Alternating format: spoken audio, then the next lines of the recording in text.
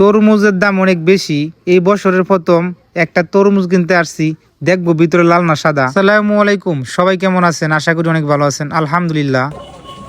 আমার ভিডিও করা লাগবে না, মানে রোজা রাখেন আপনি? আমি রোজা রাখছি। রোজা রাখছে। তো আজকে আমি যে কাজটা করব, সকাল সকালে চলে যেতেছি তারালির উদ্দেশ্যে।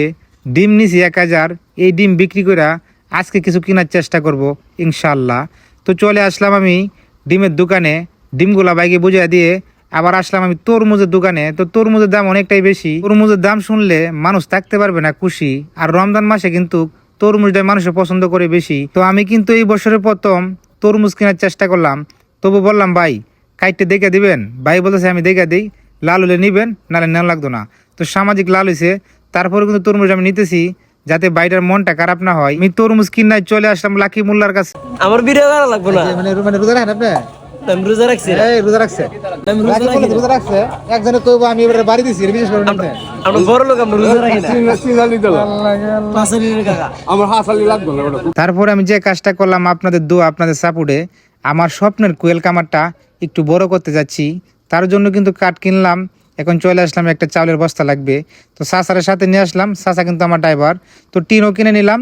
এখন কিন্তু টিনগুলো আমি গাড়িতে তুলে নিব ইনশাল্লাহ। রোজার দিন মানুষের মাথা থাকে চড়া, তার জন্য বেশি কথা না করাই ভালো।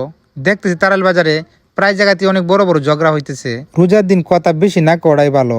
কিছু মানুষ রোজা রাইকা একদম পাগল হয়ে যায়। সম্মানিত ভিউয়ার্স, আমার কিন্তু টিন কিনা হয়ে গেছে। এখন কিন্তু আমি টিনগুলা গাড়িতে তুলে নিলাম। এখন চলে যাব বাড়ির উদ্দেশ্যে ইনশাআল্লাহ। আমার যে ড্রাইভার কাকা, মোটামুটি যারা আমার ভিডিও দেখেন, আমাদের আশেপাশের লোক, তারা কিন্তু মোটামুটি চিনেন। কাকা কিন্তু অনেক সরল, তবে মনটা কিন্তু তার অনেক ভালো। রোজার দিন কাকাকে নিয়ে গল্প করতে করতে চলে আসলাম আমাদের বাড়িতে। এখন টিনগুলা লাগতেছি আমার স্বপ্নের কুয়েল কামারের ভিতরে। ওইটা করার কারণ কিন্তু আমার কুয়েল কামারটা আরেক জায়গায় নিয়ে যাব, ওটার পাশাপাশি আমি অন্য কিছু করার চিন্তা ভাবনা করতেছি। তার জন্য কিন্তু আমি নতুন করে একটা ঘর বানতেছি। রোজার দিন কাকা কিন্তু আমার টিনগুলা নামাই দিতেছে। কাকা অনেক কষ্ট করতেছে। কাকারে বলছিলাম আপনি ধরন লাদন, আমি নামাই নি মনে। তো এখন আমার টিন নামানি শেষ। এখন চলে আসলাম কাঠের দোকানে। এই কাঠগুলা দিনে কিনছিলাম। তো আমি কাঠের নাপটা বেশি বুঝি না, তার জন্য মিস্ত্রি বাইকের সাথে নিয়ে আসছি কাঠগুলা বুঝে নেওয়ার জন্য ইনশাল্লাহ। কাঠ নেওয়ার জন্য গাড়িও চলে আসছে, গাড়িতে তুলে দিব। আজকে রাত্রি কাঠগুলো আমার বাড়িতে নিয়ে যাব। তো আজকের ভিডিওটা আমার এই পর্যন্ত। সকল প্রবাসী ভাইদের জন্য দোয়া রইল। আপনারা সকলেই ভালো থাকবেন, সুস্থ থাকবেন। আসসালামু আলাইকুম।